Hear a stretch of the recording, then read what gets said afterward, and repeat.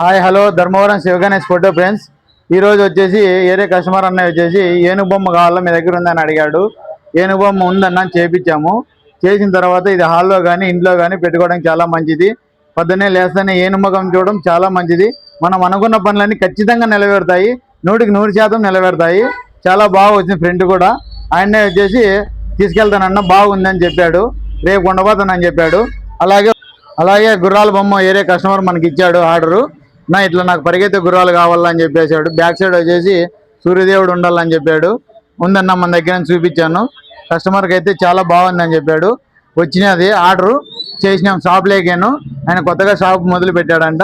షాప్లో చూడాలని కావాలని అని చెప్పాడు. ఇచ్చాను.